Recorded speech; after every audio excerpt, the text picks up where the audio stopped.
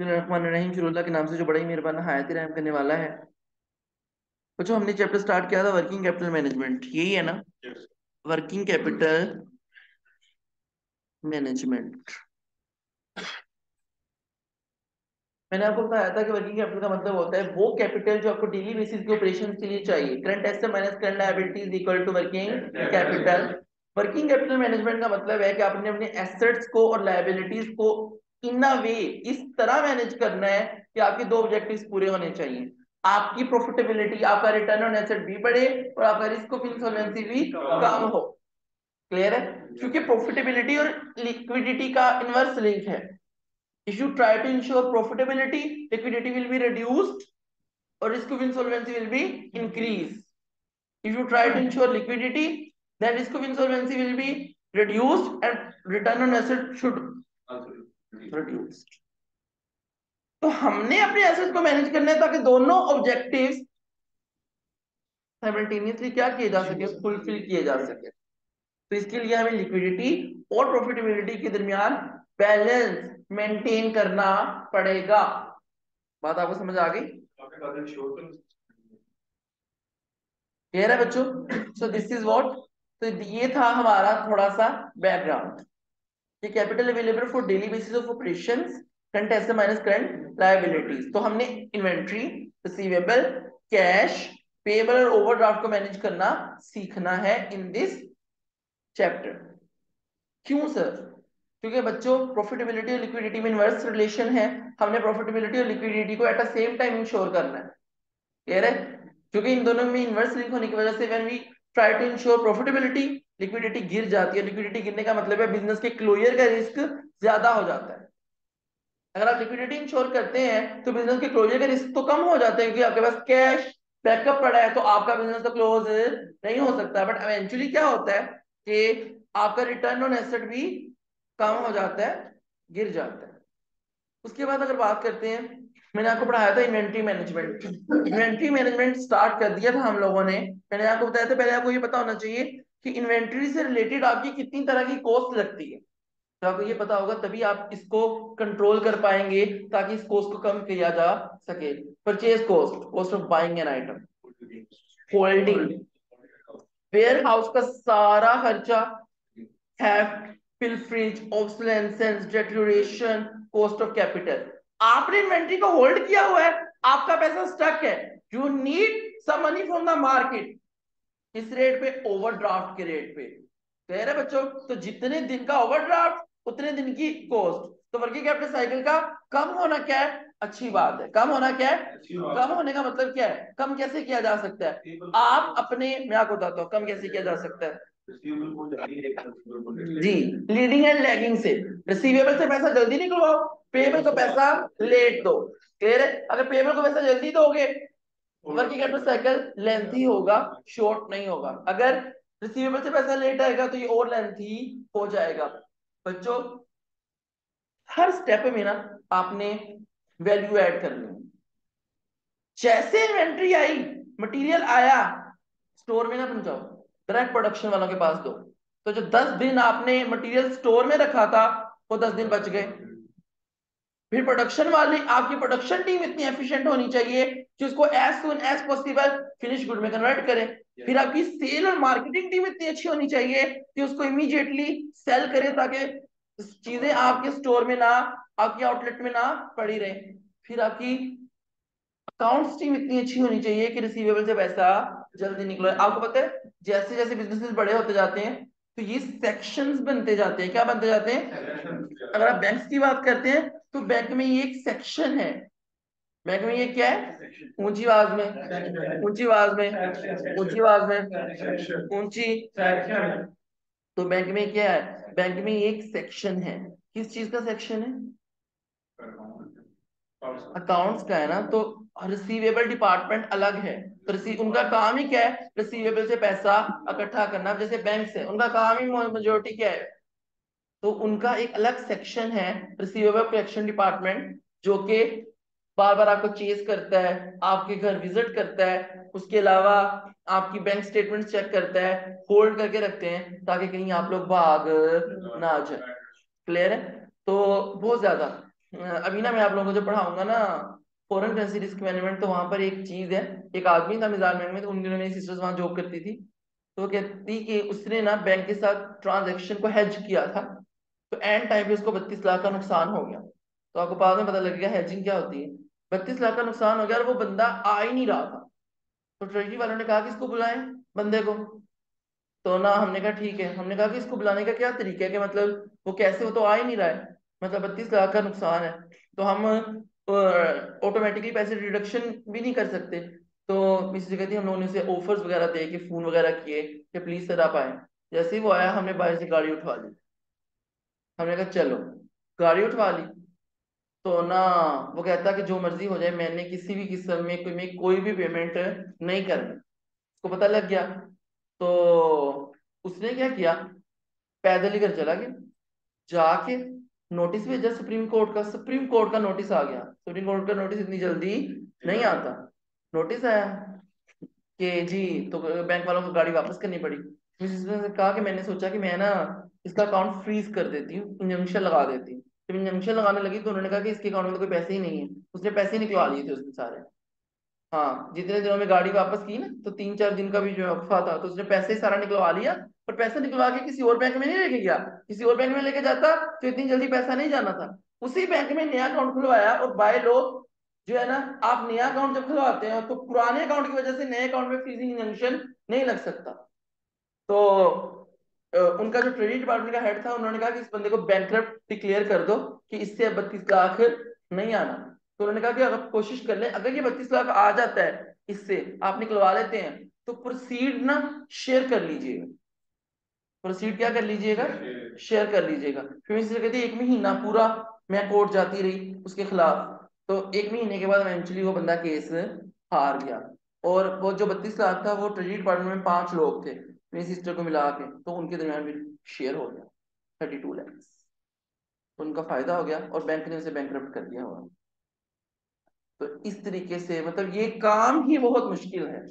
तो एक बंदा आता है क्रेडिट लेने, चीज लेने, आप लोगों फेट में पढ़ोगे सिर्फ स्टार्टिंग प्रोसीजर्स में, आप इसको फौरन चीज पकड़ा नहीं देते। ये कोई किराने की दुकान नहीं, चीनी लेने आया आपने चीनी पकड़ा दी, समझ आ गई। आप उसकी क्रेडिट वर्थीनेस चेक करते हैं कि आया कि वो बंदा मतलब उसका मार्केट में लोगों के साथ रिलेशनशिप कैसा है, क्लियर है। मैं उसको अक्सर ऐसा होता है, मैंने एक बच्चे की फी पे करनी थी, मैं फी के पे करने लगा, लास्ट दिन था, तो फीस पे करने लगा। तो जिसे कहते हैं कि उसके अकाउंट में पिछले भी डेबिट बैलेंस चल रहे थे। तो मुझे पता ही नहीं लगा, मैंने इमीडिएटली आखिरी टाइम थे, रात के चल रहे, वो कहता कि सुबह ना फीस दे दूंगा। मैंने अकाउंट से फीस पे की, 1,11,000 रुपया कट गया। एक उस टाइम की फीस और दो पिछले की, एक सब्सक्रिप्शन और एक और चीज क्रेडिट थी, तो वो तो इकट्ठी कटनी थी। तो मैंने उसको फोन किया। फिर वो मतलब जिसे कहते हैं नहीं कि अभी भी 29,000 रुपया उसकी तरफ बैलेंस है मेरा, कि मतलब अभी तक उसने बाकी वापस कर दिया, 29,000 अभी भी रहता है। अब ये देखो कि मैं मतलब तुम्हारे से नेकी कर रहा हूँ, तो तुम आगे से मतलब इस तरीके से। मैंने सोचा कि चलो कई दफा बंदे के पास इमीडिएटली पैसे नहीं भी होते, चलो टाइम ले लो। उसने उस पेपर की फीस भी नहीं दी जो इमीडिएटली पे करना था। तो उस वो कहते नहीं कि एक बंदा ऐसे करता है, तो फिर बाकी बंदों के पे भी एतवार उठ जाता है। अब मुझे कोई भी बंदा आके कहे, चाहे कोई भी स्टूडेंट हो, तो मैं तो कहूंगा कि भाई मैं फीस पे नहीं कर सकता। इवन मेरे अकाउंट में मतलब 5-6 लाख रुपया हमेशा मौजूद होता है, तो बच्चों बच्चों को मतलब जिसे कहते हैं कि लीनियंट लीनियंसी मिल जाती है, कि अगर मैं उनकी जगह पे फीस पे कर दूं अगले दिन मुझे दे दे। लेकिन कुछ बच्चे ऐसे भी हैं, उनकी अगर मैंने फीस पे की है ना, तो मतलब मुझे कहने की भी जरूरत नहीं पड़ी, अगले दिन उससे अगले दिन फीस आ जाती है। तो लेकिन वो एक आधी जो गंदी मछली होती है ना, वो पूरा फिर काम खराब कर देती है। तो वो कहते नहीं कि सबसे ज्यादा एक ही चीज बच्चों आपकी, वो है आपकी क्रेडिट वर्थीनेस, आपकी रिलायबिलिटी। जब लोगों को उस पे एतबार उठ जाता है ना, उसके बाद आप दुनिया जहान की ताकत भी एक कर लेंगे ना, आप अपना वो वकार वापस नहीं ला सकते। तो ये बैंकरप्सी होना, भाग जाना, किसी के पैसे अक्सर क्या होता है, एक दुकान से में हमने सौदा उठाया, फिर वो तीसरी गली से मुड़ के आते हैं कि वो दुकान वाले के सामने से गुजरेंगे, वो हमसे पैसे ही ना मांग ले। हालांकि यही तो रिलेशनशिप है, मतलब जिसे कहते नहीं कि एक थोड़े से पैसों के लिए क्यों आप लोगों ने अपना वो खराब करना। मक्का मदीना में लोग बैठे हुए हैं, वो झूठ पे झूठ बोल रहे हैं, चीजें बेच रहे हैं, और जब यहाँ आके चीजें खोलते हैं वो आधी वैसी निकलती नहीं है जैसी स्पेसिफिकेशन में होता है। तो मतलब बड़ा जिसे कहते हैं, तो क्रेडिट वर्थीनेस ही नहीं है ना, कमा तो रहे हैं वो लोग वहां पे। पूरा पूरी दुनिया उनको एडमायर करती है कि जब अजान होती है तो सारे बिजनेसेस बंद हो जाते हैं, है ना। ऐसा ही है, दुकानें बंद हो जाती हैं, दुकानों के शटर नीचे हो जाते हैं, बट वो नीचे बैठ के उस टाइम खाना खाते हैं। मतलब जिस टाइम नमाज बंद हो जाती है, यहाँ से हम लोग इतना पैसा लगा के जाते हैं कि अल्लाह हमें वहां पे 2 वक्त की नमाज नसीब कर दे। तो वहां पर लोग सामने बैठे हैं और जैसे ही अजान होती है शटर नीचे, अंदर काम चल रहा है, खाना खाया जा रहा है। तो उसके बाद ordering cost, cost of placing an order, cost of, ऊंची आवाज में, ऊंची आवाज में, ऊंची आवाज में, cost of placing an order. उसके अंदर आपके administration cost, telephone cost, delivery cost, freight charges, सब कुछ आ जाता है। क्लियर है बच्चों। Cost of receiving the item, truck deload वगैरह जो करवाना होता है वो भी, फिर ट्रांसपोर्टेशन कॉस्ट ऑफ मैनेजर, फिर स्टॉक आउट। अगर आपकी इनएफिशिएंसी की वजह से आपके बिजनेस में स्टॉक खत्म हो गया, reputation, goodwill loss, customer loss, contribution loss. उसके अलावा जिसे कहते हैं, क्या नाम लेते होते हैं, आपको अर्जेंट ऑर्डर मंगवाना है तो ज्यादा पैसे पड़ेंगे, आइडल टाइम पे करना पड़ेगा। तो ये कोस्ट समझाने का मकसद क्या है। अब देखो, इन्वेंट्री में ना आपने 2 डिसीजंस लेने हैं। कितने डिसीजंस लेने हैं। पहले मैं एक डिसीजन लेना सिखाऊंगा, फिर उसी डिसीजन को मैं एक्सेल पे करना सिखाऊंगा, फिर दूसरा डिसीजन, फिर उसी को एक्सेल पे। आज इन्वेंट्री खत्म। फिर इन्वेंट्री के सवाल तकरीबन तकरीबन हफ्ता चलेंगे, रोज के दो दो, तकरीबन 10 सवाल है आपके सिलेबस में, तो 5 दिन लगेंगे, दो दो सवाल करके, तो इन्वेंट्री खत्म हो जाएगी। जैसे इन्वेंट्री खत्म होगी कैश के सवाल आ जाएंगे आपके सामने। क्लियर है। तो इन्वेंट्री में डिसीजन लेने, तो देखो जरा, होल्डिंग कॉस्ट और ऑर्डरिंग कॉस्ट का इनवर्स लिंक है। होल्डिंग और ऑर्डरिंग कॉस्ट का इनवर्स लिंक, होल्डिंग कॉस्ट वाले कहते हैं कम से कम बनाओ या कम से कम परचेज करो ताकि आपको होल्डिंग कॉस्ट कम पड़े।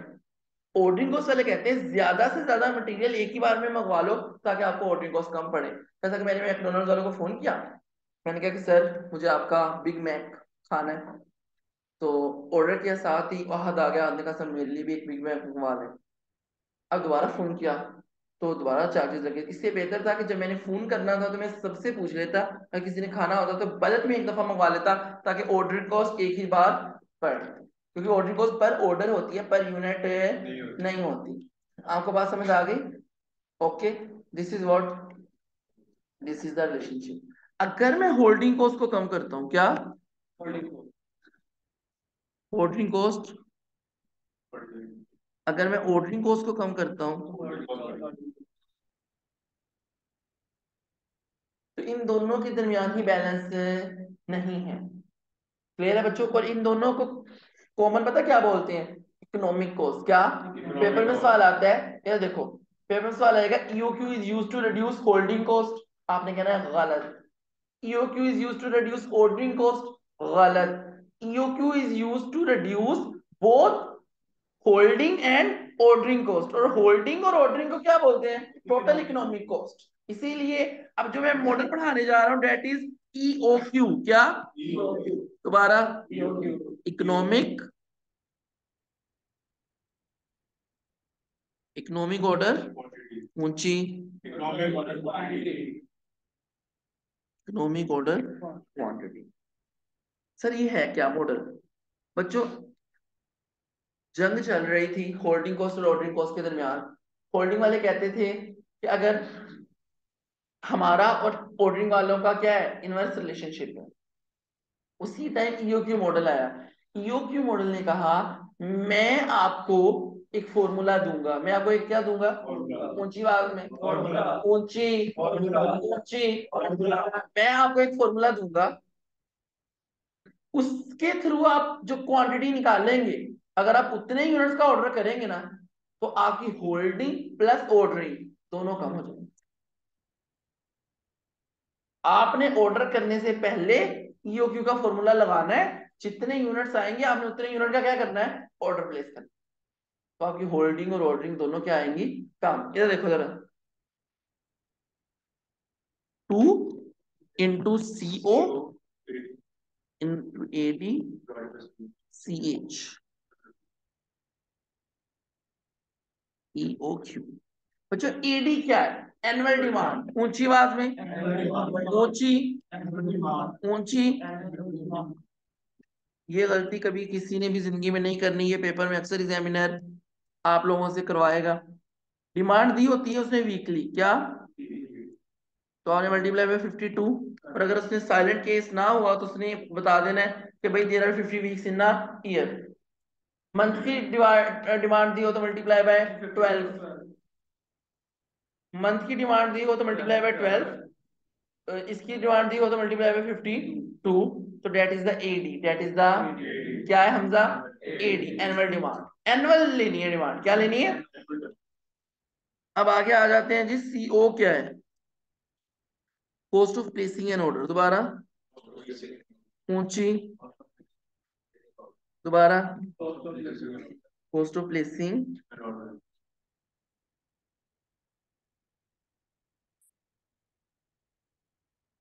N order. हाँ जी, CH, कॉस्ट ऑफ होल्डिंग पर आइटम पर ईयर। उनको वो कि सर कह रहे हैं कि अभी मैं कैश नहीं लेके आया, तो अब कल पैसे मिलेंगे। मेरे पास तो बिल्कुल भी पैसे नहीं है, खत्म हो गए।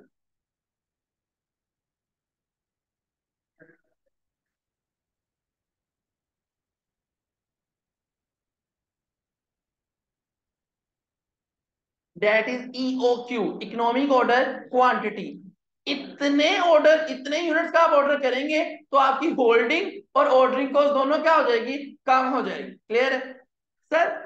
डिसीजन क्या है? अब डिसीजन सुनो, इधर देखो। डिसीजन नंबर 1 क्या? 6 नंबर का सवाल आना है। कितने नंबर का? कई दफा 7 का भी आ जाता है, लेकिन ज्यादा 6 का आता है। whether company should use EOQ model or not।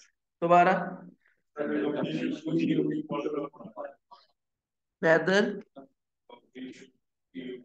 company should use EOQ model और नोट। कंपनी को EOQ मॉडल इस्तेमाल करना चाहिए या कंपनी को EOQ मॉडल इस्तेमाल नहीं करना चाहिए? मैं आपको बताता हूँ ये सिनेरियो होगा कैसे। ये देखो, वो आपको बताएगा। इधर देखो, वो आपको बताएगा करंटली कंपनी इतने का एक ऑर्डर प्लेस करती थी। फाइनेंस डायरेक्टर ने कंपनी को सजेशन दिया कि हमारा कंपेटिटर EOQ मॉडल यूज कर रहा है, तो हमें भी EOQ मॉडल यूज करना चाहिए ताकि हमारी टोटल इकोनॉमिक कॉस्ट कम हो सके। हमने कहा ठीक है। हमने ऑर्डर देना शुरू कर दिया किसके थ्रू? EOQ के थ्रू। किसके थ्रू? किसके थ्रू? किसके थ्रू? किसके थ्रू? किसके थ्रू? किसके थ्रू? EOQ के थ्रू। तो बच्चों जब हमने EOQ के थ्रू ऑर्डर देना शुरू कर दिया तो हमने ये बताना है कि हमें पहले कॉस्ट बच रही थी या हमें अब कॉस्ट बच रही है। कई दफा ऐसा होगा, आप EOQ के थ्रू ऑर्डर देंगे, आपकी टोटल कॉस्ट डिक्रीज होने की बजाय इंक्रीज हो जाएगी। तो फिर आप EOQ नहीं, करंट पॉलिसी जिस पे आप हैं उसी पे रहेंगे। जैसा कि मैं अभी ऑर्डर दे रहा था 2000 यूनिट्स का, मुझे किसी ने बताया कि तुम्हें EOQ इस्तेमाल करना चाहिए, तो मैंने EOQ इस्तेमाल करना शुरू किया। माशाल्लाह से बच्चों, उससे मेरी कॉस्ट बढ़ गई। तो इसका मतलब मुझे करंट ऑर्डर कितना दे रहा था मैं? 2000 का। तो मुझे 2000 का ही ऑर्डर देना चाहिए, मुझे EOQ की बात माननी नहीं चाहिए। क्लियर है बच्चों?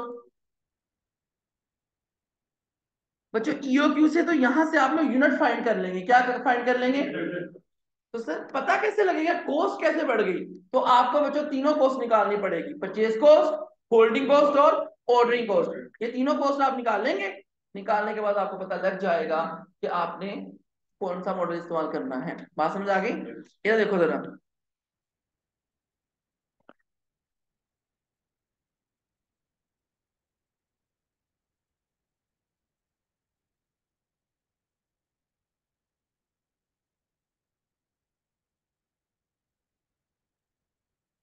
Cost of placing an order है 20 पर ऑर्डर। कितना बच्चों? इसको गौर से देखो। Cost of placing an order है 20 पर ऑर्डर। आपकी मंथली डिमांड या मंथली यूजेज लिखा होता है। डिमांड है 5000 यूनिट्स। कितने units? Cost of holding an item per year. क्या ये बच्चों 0.2 पर यूनिट पर ईयर। जो पर ईयर क्यों? क्योंकि ये मैं इसकी अजम्पशंस में पढ़ाऊंगा कि ये कांस्टेंट होती है। क्या होती है? कांस्टेंट। कांस्टेंट का मतलब क्या है? ये आपके लिए आसान नहीं है। कभी नहीं एग्जामिनर आपको कहेगा कि पहले 3 महीने में डिमांड ये थी, फिर डिमांड ये हो गई, या पहले होल्डिंग कॉस्ट इतनी थी बाद में इतनी हो गई, या पहले होल्डिंग कॉस्ट इतनी थी बाद में इतनी हो गई। ऐसा कभी भी एग्जामिनर नहीं कहेगा। इसका मतलब है कि ये तीन चीजें, ये क्या, ये एनुअल डिमांड हमेशा क्या रहती है? पी एच हमेशा क्या रहता है? क्या रहता है? कांस्टेंट। ये क्या रहता है? कांस्टेंट। क्यों? क्योंकि ऐसा तो नहीं हो सकता ना। हाँ, ऐसा हो सकता है कि शुरू में पहले 3 महीनों तक ऑर्डरिंग कॉस्ट कुछ और थी, बाद में कंपनी ने ऑर्डरिंग कॉस्ट बढ़ा दी, बट आपका ईओक्यू मॉडल उसको कैटर नहीं करता। उस टाइम की जो ऑर्डरिंग कॉस्ट है ना, वो आप लोगों ने लेनी है। तो सीओ जो होता है ना, क्या है, इसकी तो उसी टाइम पे पता लगती है ना कॉस्ट, जो चल रही हुई, बस वो आप लोगों ने ले लेनी है। बट अगर आप बात कर रहे हैं सीएच की, किसकी? ऊंची आवाज में। तो वो पर आइटम पर ईयर है। समझ लगी? तो दिस इज, एक दफा एग्जामिनर ने क्या किया, अच्छा, इस एनुअल डिमांड और सीएच जो है ना, वो एनुअली लेनी है आप लोगों ने। पीओ मैं अगर आज ईओ क्यों निकाल रहा हूं, तो मुझे आज का जो ऑर्डरिंग कॉस्ट होगी वो लूंगा। अगर मैं 3 माह बाद ईओ क्यों निकाल लूंगा, तो जो 3 माह बाद का ईओ होगा वो लूंगा। लेकिन सीएच तो जो साल के स्टार्ट में डिसाइड हुआ है वही चलेगा। तीसरी एंड मोस्ट इंपॉर्टेंट बात सुन लो।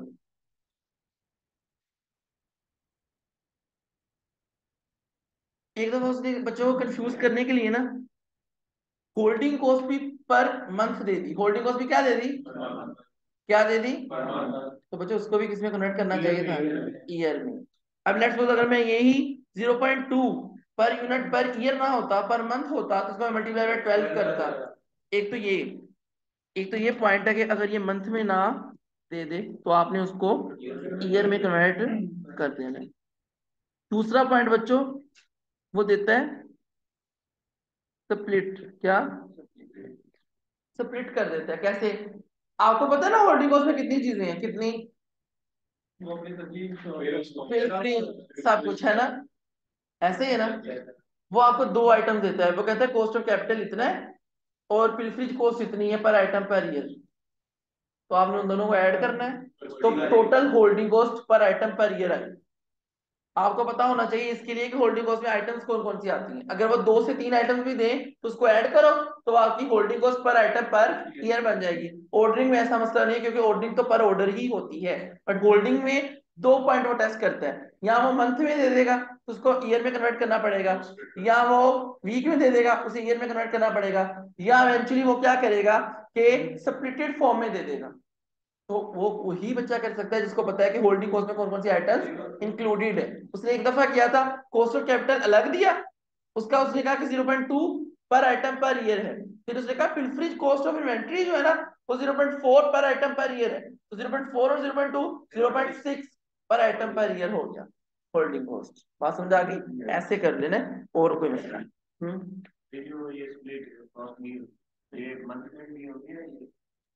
मंथ में दी हो तो उन सबको ऐड करके मल्टीप्लाई बाय 12 कर दो। बात समझ आ गई आप लोगों को? ओके बच्चों, फिर परचेज कॉस्ट थी आपकी, इधर देखो।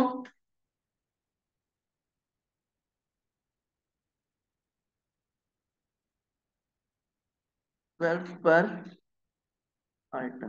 कितनी? 12 पर आइटम। कितनी? कितनी? 12 पर आइटम। करंटली इधर देखो,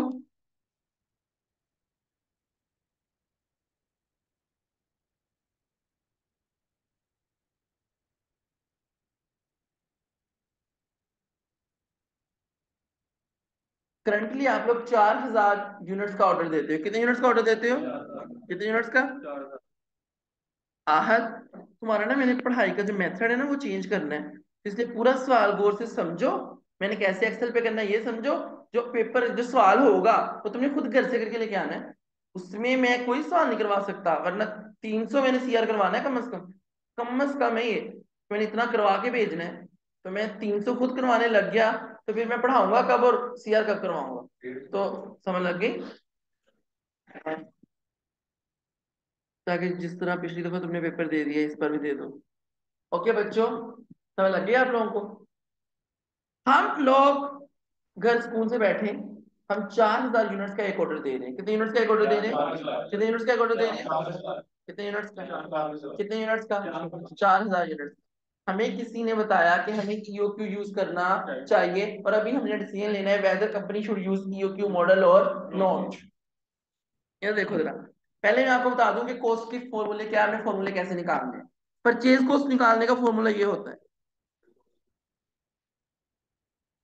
एनुअल डिमांड जो आपकी एडी है into purchase price per unit.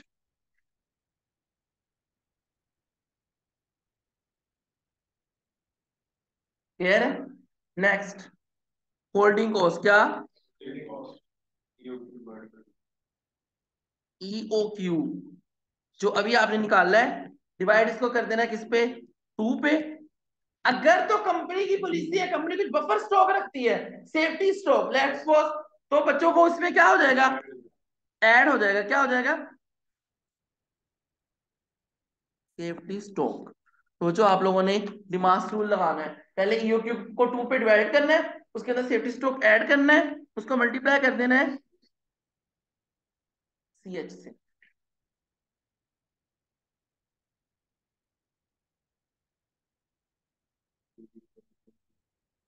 Ordering cost, बच्चों आपको अगर नंबर ऑफ ऑर्डर्स पता लग जाए, क्या पता लग जाए ऊंची बात में, तो आप ये निकाल सकते हैं ordering cost, number of orders. Number of orders कैसे पता लगेंगे? Annual demand divide by EOQ, तो ये आ गए नंबर ऑफ ऑर्डर्स। कई दफा आपसे एमसीक्यू में नंबर ऑफ ऑर्डर्स पूछ लेता है कि कंपनी पूरे साल में कितने नंबर ऑफ ऑर्डर प्लेस करती है, तो बच्चों उसका क्या फॉर्मूला है? ये फॉर्मूला है। समझ लग गई? नंबर ऑफ ऑर्डर्स आ गए into CO, cost of ordering पर ऑर्डर। तो आपके पास क्या आ जाएगी ये, और इन तीनों को ऐड करेंगे तो ये टोटल कॉस्ट ऑफ इन्वेंट्री, ये क्या है जी। फिर आप उसको पर ऑर्डर से मल्टीप्लाई करेंगे तो कॉस्ट आ जाएगी, ऑर्डरिंग कॉस्ट। कर लोगे आप लोग इसे? ये फॉर्मूले हैं। क्वेश्चन करें, डिसीजन नंबर 1 कर ले। ये देखो जरा,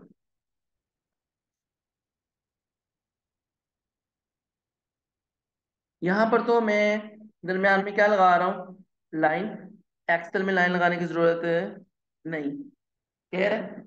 यहाँ पर आप लोगों ने एक्सेल में लिखना है, इधर देखो बस छोड़ दो लिखना, करंट पॉलिसी क्या, और यहाँ आप लोगों ने लिखना है ईओक्यू मॉडल। क्लियर है?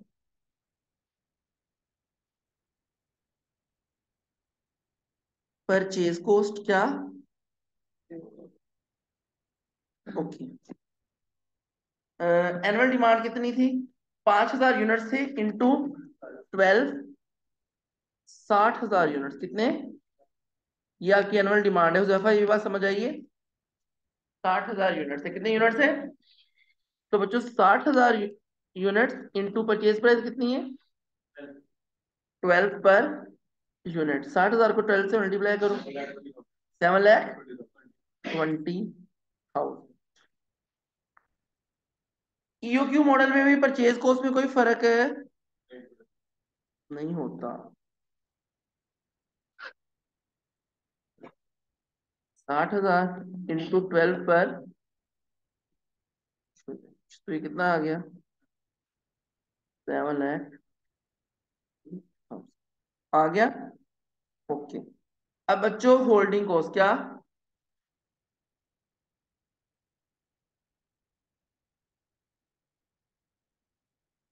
EOQ divided by 2।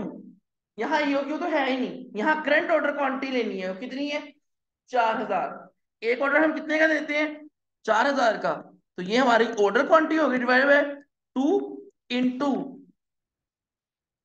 0.2 per unit per year. कितना? कितना आ गया? 400 आ गया। देखो ना फॉर्मूला क्या, ईओक्यू डिवाइड बाय 2। लेकिन ये हम करंट पॉलिसी में निकाल रहे हैं, तो करंट पॉलिसी में हम ऑर्डर ईओक्यू की वजह से तो नहीं कर रहे हैं ना। तो करंटली हम कितने का ऑर्डर कर रहे हैं? 4,000 यूनिट्स का। तो ईओक्यू की जगह 4,000 ले लें, करंट ऑर्डर पॉलिसी। बाकी फॉर्मूला वही, और कोई सेफ्टी स्टॉक होता है मैं ऐड कर देता हूँ।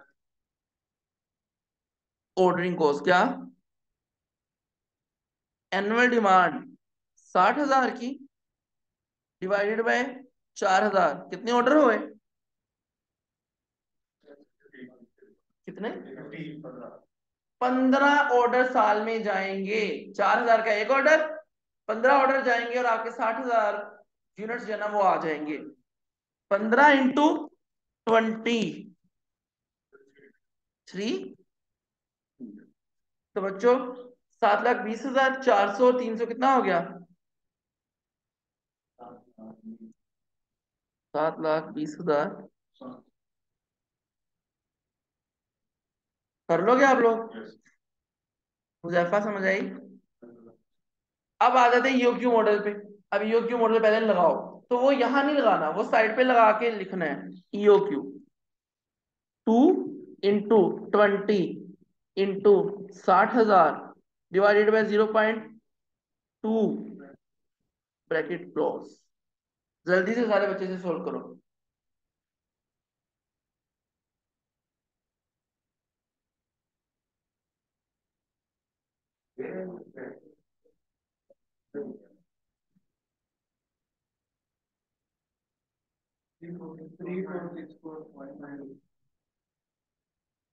3464 कितना? पहले आपने 4,000 का एक ऑर्डर देना था ना। अब आपने 3,464 का एक ऑर्डर प्लेस करना है। ओके सर, बात समझ आ गई। अब होल्डिंग कॉस्ट निकाल ले। क्या क्या फॉर्मूला है? 3464 EO cube divide by 2 into 0.2। कितना आ गया?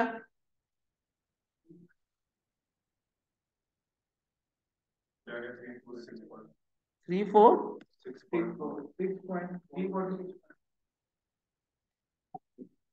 बच्चों याद रखना ऑर्डरिंग कॉस्ट का आंसर भी इतना ही आना चाहिए, क्योंकि EOQ is used to reduce both holding and ordering.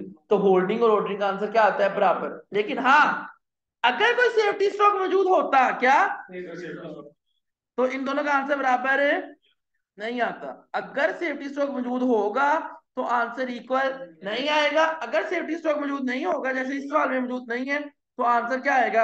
Equal. सबसे ज्यादा मुश्किल सवाल जो एग्जामिनर ने टेस्ट किया था ना एक दफा, वो ये था कि एग्जामिनर ने कहा था सेफ्टी स्टॉक निकाल लो। सेफ्टी स्टॉक गिवन है नहीं था, बट एक लाइन गिवन थी जिससे सेफ्टी स्टॉक निकल सकता। हाँ, बच्चों ने नहीं निकाला, तो होल्डिंग कॉस्ट के नंबर चले गए। होल्डिंग कॉस्ट के नंबर चले गए। बात आपको समझ आ रही कि नहीं आ रही? हाँ, मिनिमम ऑर्डर लेवल कल पढ़ाए है ना। Order level maximum quantity that you can keep, maximum order level. The quantity eight which new order is placed, reorder level. Minimum कितनी क्वांटिटी होनी चाहिए? Minimum order level. तो वो जो मिनिमम ऑर्डर लेवल है ना, वो यहाँ पे रखा है सेफ्टी स्टॉक। उसका दूसरा नाम बफर स्टॉक भी है ना। अगेन ऑर्डरिंग कॉस्ट क्या?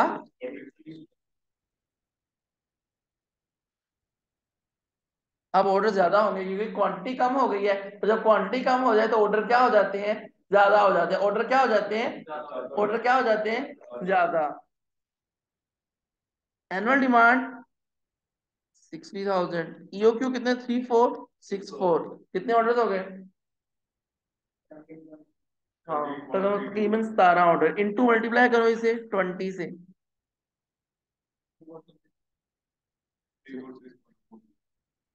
इनको ऐड करो।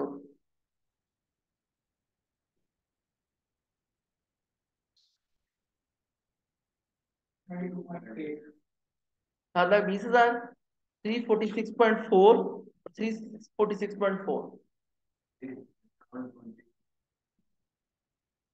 720,693।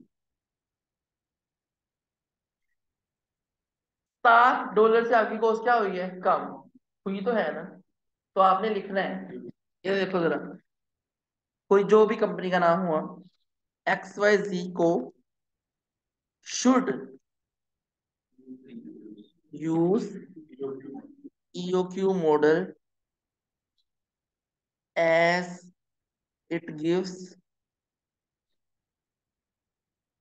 benefit of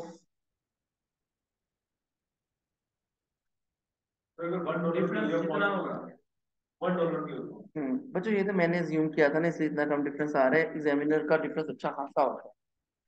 और ऐसे भी और देखो ना, ₹7 में डिफरेंस है, डॉलर में डिफरेंस।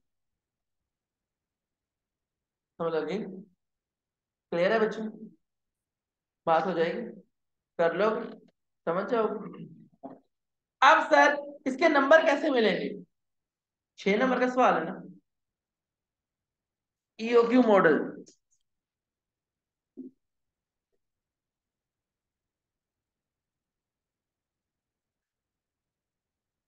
दो नंबर आपने 3464 निकाल लिया, बाकी आपने पूरा सॉल्व किया ही नहीं।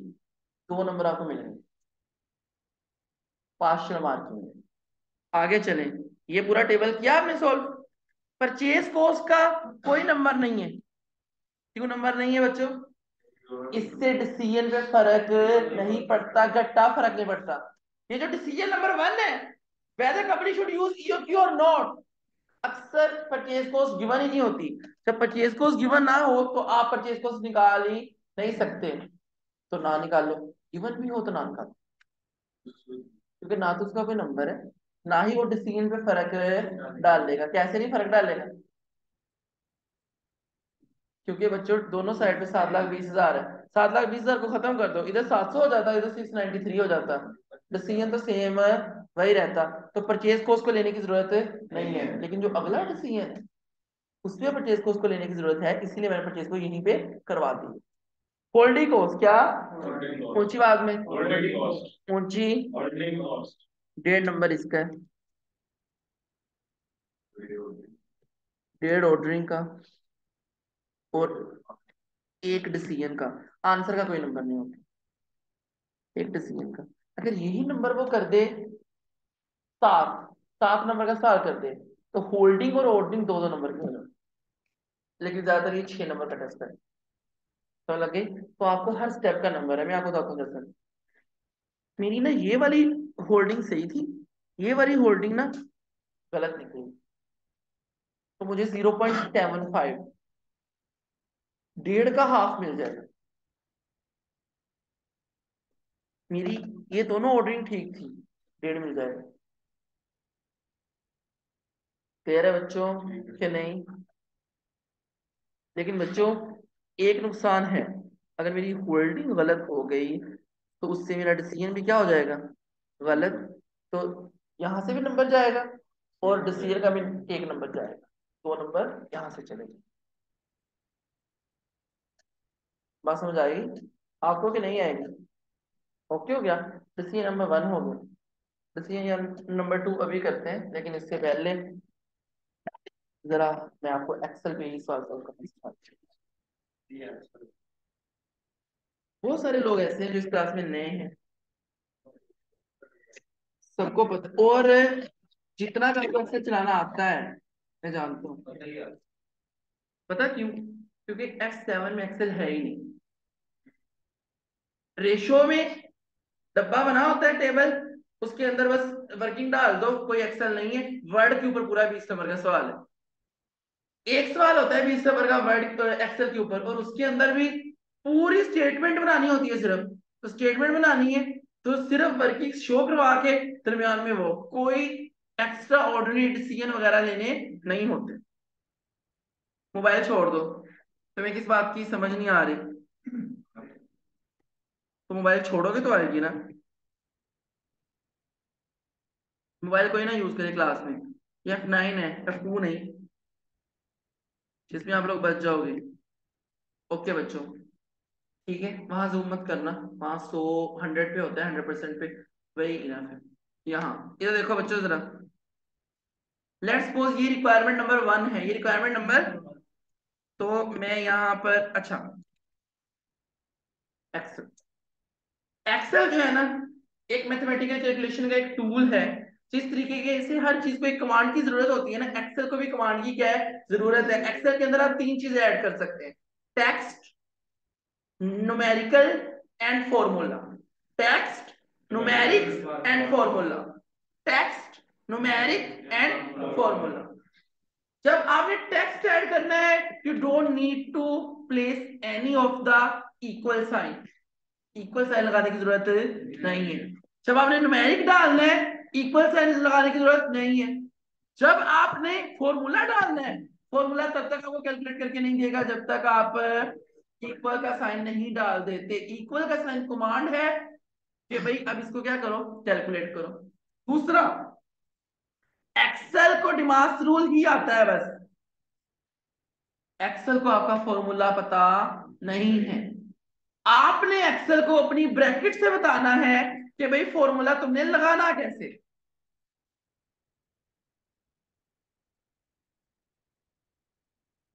तो bracket are the most important part of the excel. और अब से ऑनवर्ड कोई बच्चा रजिस्टर पे सवाल नहीं करेगा। जो मैंने आज सवाल देने हैं, मैं अपनी ईमेल आईडी आपको सेंड करूंगा, आपने उस ईमेल आईडी पे उसको फॉरवर्ड करना है आज ही रात, मैं उस पर चेक करूंगा। फिर आऊंगा, जिस बच्चे को मसला होगा एक्सेल चलाते हुए, मुझसे पूछेगा। कल से हर बच्चे के पास अपना अपना एक एक लैपटॉप होना चाहिए ड्यूरिंग दी क्लास। कल आते सर मैंने एक क्लास में सवाल करवाना है, फिर आधा घंटा वहां लग जाएगा, फिर घंटे की क्लास होगी। बात समझ आ जाएगी? ओके। तो मेरा फुल फोकस F9 में किस पे है, एक्सेल पे, क्योंकि F9 में करने वाला बहुत कुछ होता है। क्लियर है? और यही एक्सेल आपका F5 में काम आएगा, क्योंकि इसमें हर चैप्टर में, हर टॉपिक में एक्सेल थोड़ा अलग यूज होता है। क्लियर है बच्चों?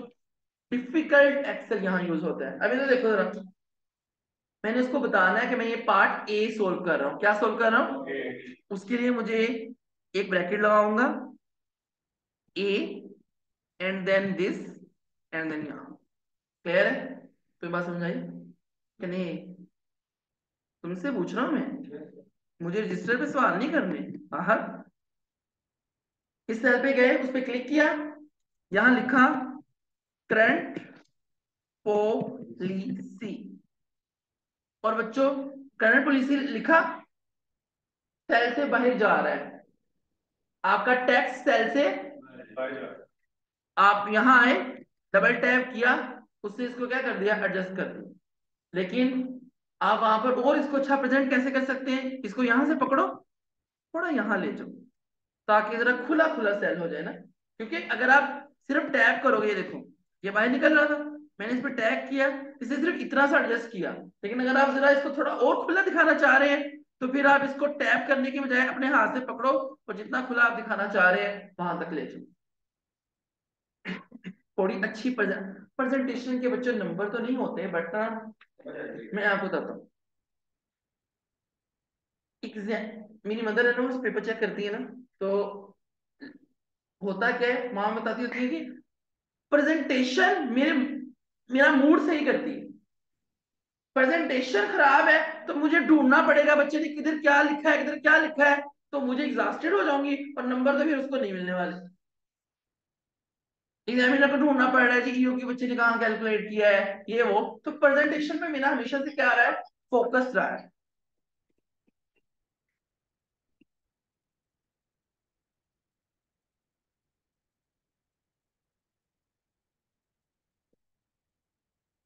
बंद कर दो इसे, ईओ क्यू मोड। क्लियर है? आहत, मैं भी क्या बता के हटाऊं, जब सेल टेक्स्ट से बाहर चले जाए तो क्या करूं? ऊपर से ड्रैग कर ले। शाबाश, ऊपर से क्या कर लूं?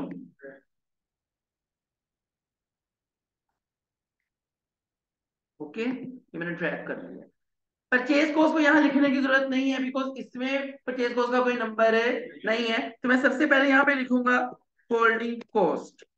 और याद रखना, क्योंकि मैं डिसीजन ले रहा हूं, तो मैं होल्डिंग कॉस्ट को पता लगे, कुछ बच्चे इधर भी होल्डिंग उधर भी होल्डिंग, नहीं, देखो कितनी अच्छी प्रेजेंटेशन, एक दफा होल्डिंग लिख दिया, उधर भी उसी सेल में कैलकुलेशन करो ताकि दोनों होल्डिंग हो जाए।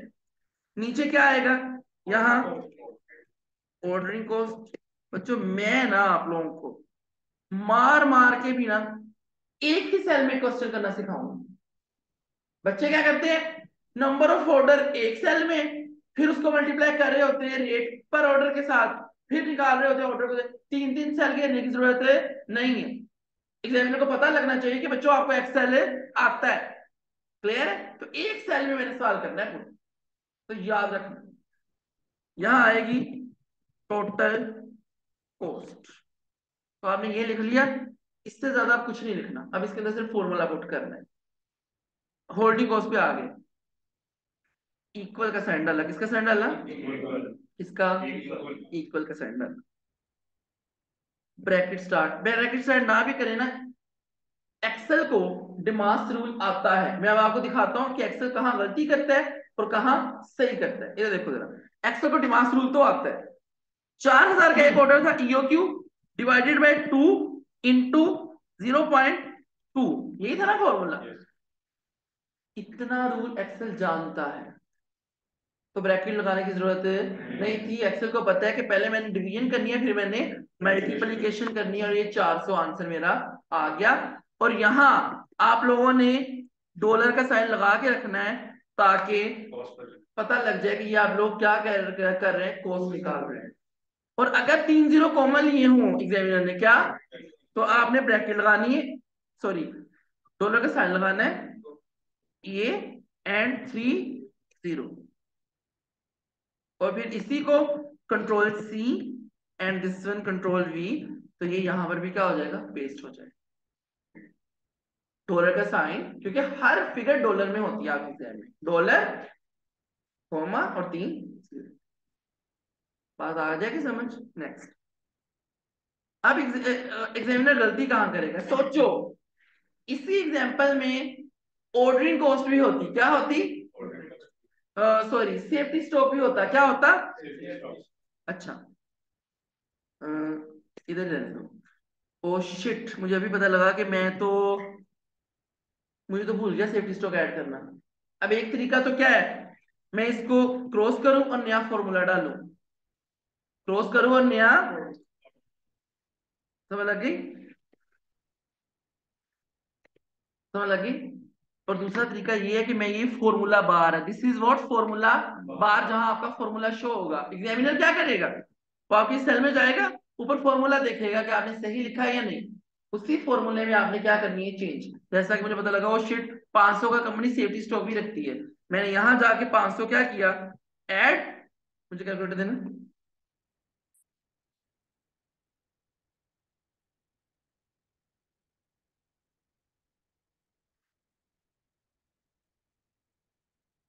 क्या आंसर आया, 2100, ये गलत है, आंसर 500 आता है, कितना आता है, इसका मतलब है हमने एक्सेल को अपना फॉर्मूला नहीं समझा पाए।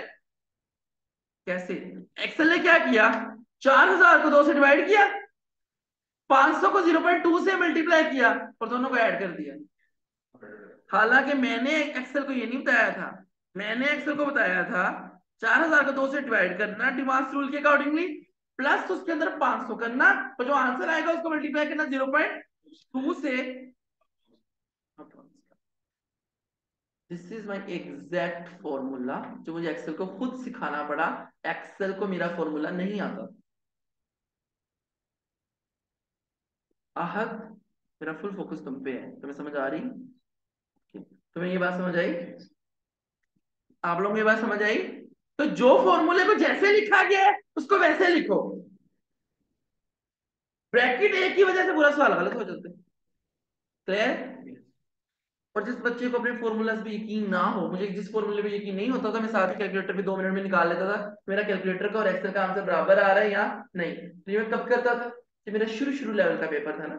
अभी तो जितना भी मर्जी हो जाए तो मुझे पता होता है कि मेरा क्वेश्चन बिल्कुल एग्जैक्ट सही है, बट इंसान है, ह्यूमन एरर के चांसेस हमेशा रहते हैं, आप जितने मर्जी एफिशिएंट हो जाओ।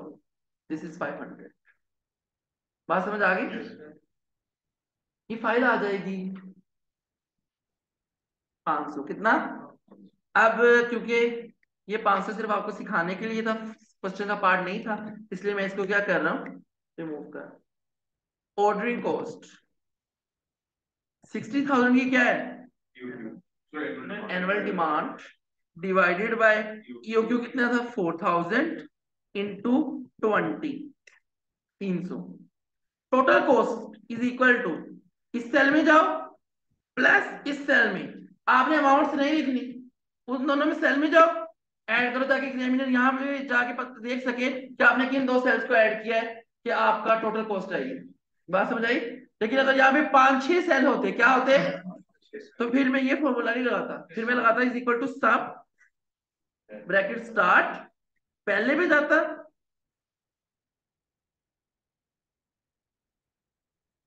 जितने सेल्स को मैंने ऐड करना है उन सबको मैं ऐड करता।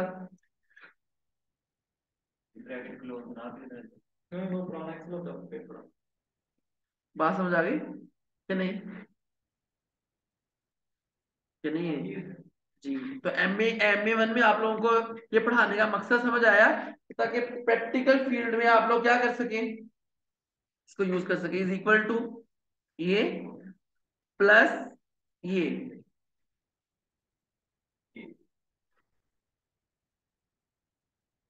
बात समझ आ गई। अब ईओक्यू मॉडल में होल्डिंग और ऑर्डरिंग कॉस्ट निकालनी है, बट ईओक्यू तो है ही नहीं, तो बिल्कुल साथ यहां पर, यहां चलो, यहां लिखो ईओक्यू और इसके साथ ही ईओक्यू निकाल लो। क्लियर है। अब जो याद रखना, एक्सेल में डिवाइड का साइन नहीं होता, स्लैश होती। एक्सेल में कैप होती है, अंडर रूट नहीं होता।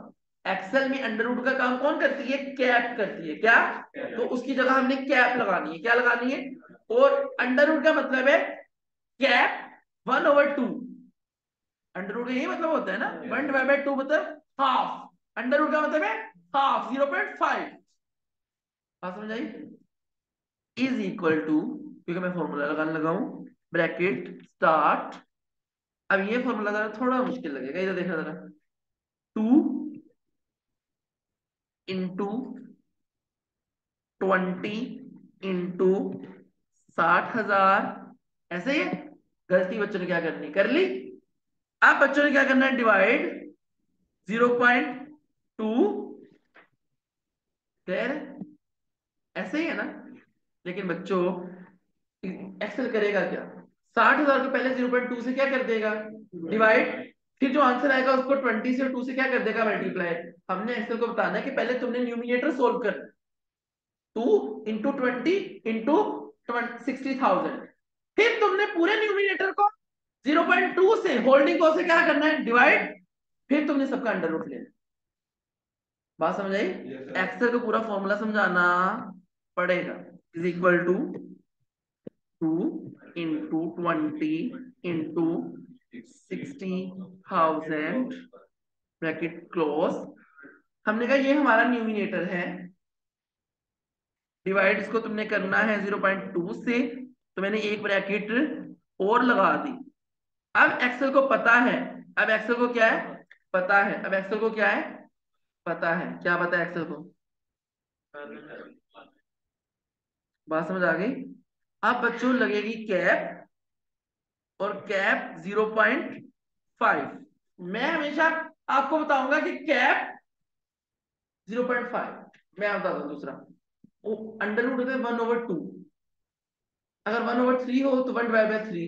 कैलकुलेटर पे कर लिया करो, क्या किस पे कर लिया करो, वरना थोड़ा फॉर्मूला बढ़ जाएगा। अंडर ये कैप डाल दिया, फिर ब्रैकेट शुरू, फिर 1/2 करना पड़ेगा। अगर 3 होता तो 1/3 करना पड़ता, 4 होता तो 1/4। ऐसे वो सारे सवाल आएंगे आगे, जिनमें अंडर रूट की बजाय क्यूब रूट है, तो 1/3 करना पड़ेगा, 1/4 करना पड़ेगा। तो मैं कहता होता हूँ 1/4 करो, 0.25, सिर्फ यहाँ पे एग्जैक्टली 0.25 लिख दो, ताकि आपको दोबारा नई ब्रैकेट डाल के नई उसको बताना ना पड़े। Under root 0.5। बात समझ आ गई। 3464.102। अब इस पे जाएगा एग्जामिनर, देखिएगा कि अच्छा अली हसन ने पहले न्यूमिनेटर में क्या रखा है, 2 फॉर्मूले का, 20 ऑर्डरिंग कॉस्ट पर ऑर्डर का, 60,000 एनुअल डिमांड का, उसको डिवाइड कर दिया किस पे, 0.2 से, किससे, किससे, ऊंची 0.2 से, और बच्चों वो ऊपर कैप लगा के 0.5, तो 1/2 लगाने की जरूरत नहीं है, कर लोगे। दो ब्रैकेट, एक ब्रैकेट आपके न्यूमिनेटर के इर्द गिर्द होनी चाहिए, फिर डिवाइड करके 0.2, फिर एक ब्रैकेट। अगर मैंने क्यूब रूट या स्क्वायर रूट ना लेना होता, मैं ब्रैकेट ना लगाता, क्योंकि उसकी जरूरत ही नहीं थी। बट अब मैं एग्जामिनर को क्या बता रहा हूँ कि भाई पहले मैंने न्यूमिनेटर सोल्व किया 2 × 20 × 60,000, फिर मैंने उसको डिवाइड किया 0.2 से, जो मेरा टोटल आंसर आया उसका मैंने क्या लिया है, स्क्वायर रूट लिया है, अंडर रूट लिया है। और अब एग्जामिनर क्या हो गया है, हैप्पी हैप्पी हो गया है, उसने यहाँ पर देखा है, और उसने साथ ही जाके, एक होता है 7 मार्किंग शीट, तो उसने ईओक्यू के 2 नंबर जो है ना वो ऐड कर दिए। बात समझ आई। अब आ जाते हैं होल्डिंग कॉस्ट पे, किस पे, इज इक्वल टू, अब ईओक्यू लिखना नहीं है, ईओक्यू का क्या दो, रेफरेंस, क्या दो, अच्छा रेफरेंस को छोड़ो अभी, आप चाहते हैं कि ईओक्यू को जरा थोड़ा सा उसमें दिखाएं, डेसिमल में, किसमें, किसमें दिखाएं, ये क्या है, 1, क्लियर है, जितनी दफा आपने करना है, लेकिन पेपर में ऐसा नहीं होगा। पेपर में ऐसा, पेपर में जहां पे 0.00 लिखा होगा, आपने उसके ऊपर क्लिक करना है, नीचे एक ड्रॉप डाउन मेन्यू खुल जाएगा, तीसरे नंबर पे होगा 0.00, इसका मतलब है फुल होल नंबर, कोई डेसिमल नहीं, आपने उस पर क्लिक कर देना है। जहां पे लिखा होगा 0.1, उस पर क्लिक कर देना है, तो 1 डेसिमल प्लेस तक, जहां लिखा होगा 0.2, तो एक टेबल खुलेगा, तो मैं आप लोगों को खुद बताऊंगा, क्या बताऊंगा, उसके अंदर ये तरीका नहीं है एक्सेल वाला, क्योंकि वहां ये फैसिलिटी नहीं होगी। तो आपने अपने डेसिमल को, एक टेबल खुलेगा, वहां लिखना पड़ेगा आपको कि मैं 2 डेसिमल तक चाह रहा हूँ, 3 तक चाह रहा हूँ, 1 तक चाह रहा हूँ, फिर आपका ये होगा, क्लियर है। होल तक चाहेंगे तो उस पर क्लिक कर देंगे, मैं तो हमेशा ही होल नंबर में क्या कर लेता हूँ, कन्वर्ट कर लेता हूँ, ताकि आसानी हो। तो ये बात समझ आ रही, is equal to EOQ divided by 2 into 0.20, देखो ये कितना वो लग रहा है, यहां तक रहने देते, यहाँ 60,000 की एनुअल क्या थी डिमांड, डिवाइडेड बाय इंटू 20, देखा,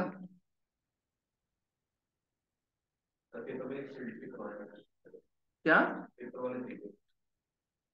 पेपर वाला तरीका अभी नहीं ना हो सकता, बिकॉज मेरे पास पेपर की शीट ही नहीं है। तो जिस दिन मैं आप लोगों को फुल बुक टेस्ट करवाऊंगा एंड पे, मोक, तो मोक में आपको करवाऊंगा ही उस एक्सेल और उस वर्ड पे जो पेपर में इस्तेमाल होना है। तो जब मैं वो करवाऊंगा तो उस टाइम मैं आप लोगों को सिखाऊंगा कि पेपर में यहां से राउंडिंग ऑफ कैसे करते हैं।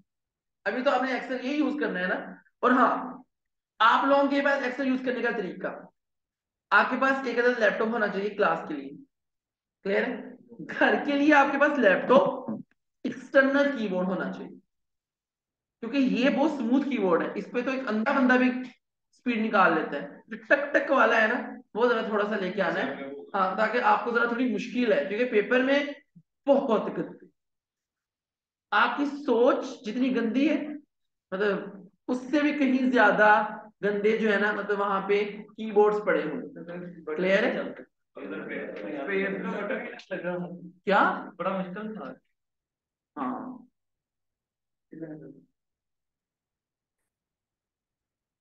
लगाओ इसको।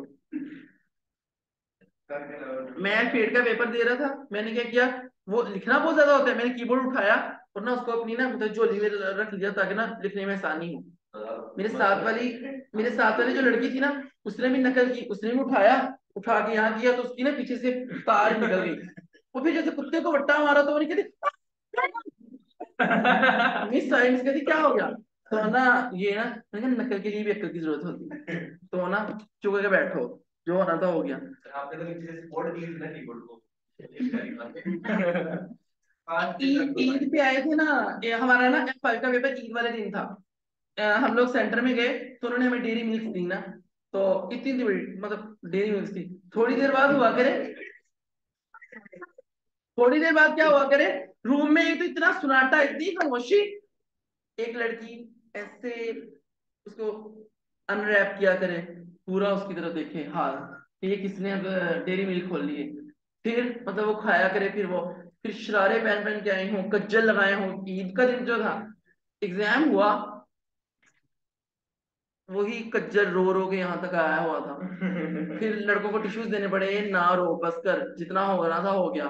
तो और घर वाले हैं, यकीन नहीं कर रहे थे कि ईद वाले दिन पेपर है। उनको तस्वीरें भेजी, भाई खुदा रहा ईद वाले दिन पेपर है, कुछ जाने दो, क्या मतलब ईद है तो ये वो। तो फिर घर जाना था, तो फिर लड़कियां कहती कि अब छुट्टी तो हो ही गई, अब मस्ती करते हैं लाहौर ही ना।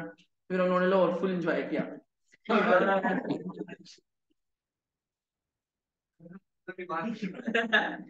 बेटा ये तुम्हारे वाला एंजॉय नहीं, ये अच्छे वाला था। आपने दो तीन लड़के रखे अच्छे वाले शराब लो इसके, इसके तुम्हारे, मैंने क्या करा है आहत। इधर देखो, इज इक्वल टू, सम की जरूरत नहीं है क्योंकि दो ही सेल्स हैं। ओके हो गया बच्चों? तो क्या राउंडिंग ऑफ, एक तो तुम्हारी प्रेजेंटेशन को अच्छा बनाता है, और दूसरी बात ये है कि जब तुम चीजों को राउंड ऑफ नहीं करोगे ना, तो आंसर में फिर ज्यादा गैप आ जाता है। गैप का मतलब समझते हो कि मतलब बहुत ज्यादा, अब देखो ना 393.82 अभी भी आ रहा है, तो ये 693 हो जाएगा। उन सबको भी ऐड करता फिर इतना लंबा बनना था, तो वो फिर सबके आंसर में क्या आता है, थोड़ा थोड़ा डिफरेंस आता है। क्या 3.46 के बाद जो आगे 4.41 नहीं है, उसको 4 भी ले देते हैं, तो 4 ले लो सर, आपकी मर्जी है ना, 1 पे कर रहे हो तो उसमें अगर सर हम ऐसे करते हैं, हमारे आंसर में जो इफेक्ट आता है वो गलत तो नहीं होगा? नहीं नहीं, आंसर क्या फर्क आना है। अब ये देखो, इन दोनों का डिफरेंस आप लोगों ने एक्सेल पे नहीं लेना, कैलकुलेटर पे लेना है। तो जो आपने लिया था 7, नीचे आपने ये लाइन लिखनी है, तो देखो एक्स वाई जी को should use EQ model as it achieves the benefit of dollar। अब बच्चे क्या करते हैं, जाहल, पूरा सवाल सॉल्व कर लिया, एंड पे ये लाइन लिख नहीं आती, नंबर एक गया। फिर वही बच्चे होते हैं 48 49, ये वो। एग्जाम देने के बाद आपको पता लग जाना चाहिए कि आपका एग्जाम कैसा हुआ है। क्लियर है बच्चों? रादर देन कि आपका बिल्कुल ही पता ना लगे। हमें फाइनल एग्जाम दे के निकले तो मेरा बहुत ही गंदा पेपर हुआ हुआ था, तो मतलब मैं, मेरी आवाज ही निकल रही थी, मतलब ये ईद का दिन भी बर्बाद किया, और पेपर भी इतना कोई खटिया था। लड़कियां बाहर निकली, हेलो लिसन, तुम्हारा पेपर कैसा हुआ? मैंने कहा मेरा पेपर बहुत ही गंदा हुआ। Shit! यार मेरा तो मिनिमैक्स और मैक्सिमैक्स का आंसर बराबर आ रहा था। ओ गॉड यार, इतना आसान, तुम्हें पता है 15 मिनट, सुनो मिकाल, मिकाल, तुम्हें पता है मैं 15, आवाज ना किसी की, मैं 15 मिनट बैठी रही क्योंकि वो टाइम नहीं दे रही थी मुझे। अच्छा यार, लेकिन मेरा तो पेपर, वो मैं बिल्कुल ही टेंशन में कि ये क्या हो रहा है, ये वो। नीचे उतरे, उतर के मैंने फोन किया, सर हम आपको, पेपर कैसा हुआ? मैंने कहा सर मेरा तो बहुत गंदा हुआ है, बट आपकी क्लास का पेपर बड़ा अच्छा हुआ है। तो ना सर कहते वो क्यों? मैंने कहा सर आंसर ना इनके बराबर आ रहे थे, एक्सपेक्टेड वैल्यू के और मैक्सिमैक्स के ना, एक टॉपिक है आपका, 5 में जाके पता लग जाएगा। सर कहते बेटा कोई खुदा का खौफ करो, इनका आंसर बराबर आ ही नहीं सकता, दोनों अलग डिसीजन है। मैंने कहा कि आपके पूरी क्लास के आंसर बराबर है सर। सर कहते बस फिर उड़े समझ लो। और वही बात हुई, वो जो कह रही थी ना आज पार्टी करते हैं, चिल करते हैं, पेपर आया, रिजल्ट आया, ये तेरे कितने आई ना, एक भी ना आई क्लास में, ना कोई फोन उठाया ना कुछ और। हमारी क्लास में 21 बच्चे पास हुए थे, 114 की क्लास थी, मेरे 68 मार्क्स आए। तो बस 2 मिनट में, ये लोग वैसे भी बहुत ओवर हो रहे हैं। अच्छा तो ना इस तरीके, एक भी ना आई। फिर मैं उनको फोन कर करके बुलाऊं कि आ जाओ, बस करो, मुझे बताओ तो सही क्या बना है। फिर अगले दिन अगर आई है, वो जो कह रही थी, मेरा तो 15 मिनट बैठी रही, वो 32 पे फेल थी। मतलब कोई अक्कल हया ही नहीं है कि मतलब ये। फिर लाइन में मेरी जितनी भी दोस्ती थी, 41 42 43, अल्हम्दुलिल्लाह एक डिजिट नहीं बीच में छोड़ा। सब 41 42, एक तो डिजिट छोड़ देती। एक ना 47 वाला ना मिल रहा हो, है ना।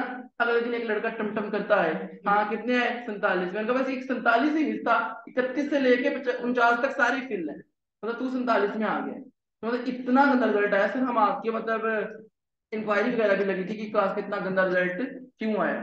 तो हमारी दफा पेपर जरा थोड़ा मुश्किल था। मैंने पेपर, लोग यकीन नहीं करते, मैंने पेपर 83 मार्क्स का किया था। 17 नंबर का पेपर मैं छोड़ के आया था, मुझे आता ही नहीं था वो करना। और लेकिन मुझे इतनी उम्मीद थी कि जो मैंने एमसीक्यूज किए थे 60 नंबर के, मैंने कहा मैं एमसीक्यूज में ही पास।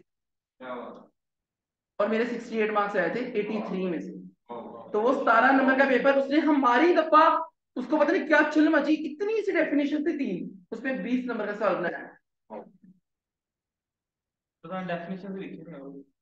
बकवास ना कर। नहीं सच्ची क्या है? 20 नंबर का था ना, तो 3 नंबर की उसने डेफिनेशन पूछ ली। तो आने तो लिख दिया। 17 नंबर का उसने कहा कि उन डेफिनेशन को एक्सप्लेन करो कि इस कंपनी में क्या चल रहा है। वो वो कंपनी भी फेंक दो। माशाल्लाह से वो थी उसकी, ये जो जेट प्लेन्स है वो बनाती थी। तो वही जेट हम सबके बढ़ गया। अब इनको ये भी एक्सप्लेन करना पड़ेगा यार। बच्चे हैं फिर भी। निकल, तू F5 की क्लास, F7 की क्लास ले।